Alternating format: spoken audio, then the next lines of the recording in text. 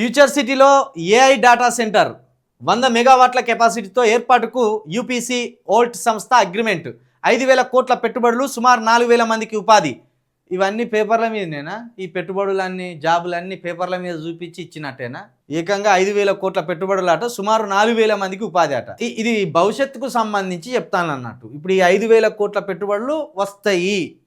ఈ 5,000 కోట్ల పెట్టుబడులు వస్తే 4,000 మందికి ఉపాధి జరుగుతుంది. ఈ 5,000 కోట్ల పెట్టుబడులు వాడు ఎప్పుడు పెడతాడు? ఈ 4,000 మందికి ఉపాధి ఎప్పుడు వస్తుంది?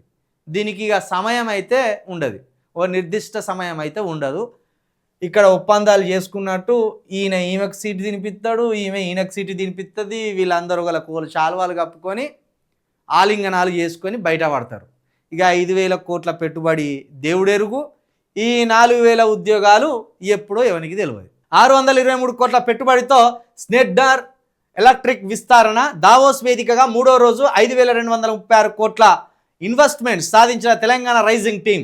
గ్లోబల్ ఏఐ అకాడమీకి స్పియర్సన్ సహకారం కుదిరిన ఎంఓయూలు కుదరంగానే ఇల్లలకగానే పండుగ కాదు. ఇప్పుడు మెస్సీ చచ్చిపోయి నెల అవుతుంది.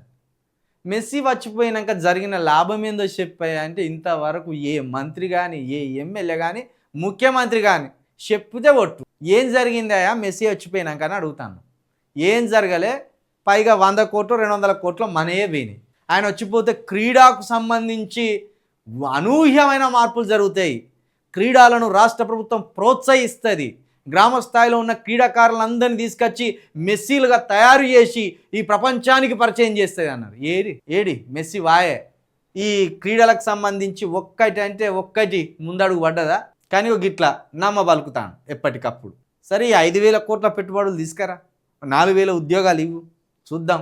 ఇది ఇప్పుడు ఈ 3 సంవత్సరాలలోనే జరుగుతుందా?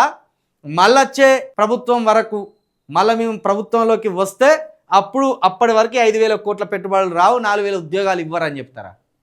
ఎంఓయూలకైతే ఎలాంటి ఇబ్బంది లేదు. ఎంఓయూలు చేసుకుంటూ వస్తూనే ఉన్నారు. ఆ పెట్టుబడులు ఏడిగిపోతానే అర్థమైతలేదు.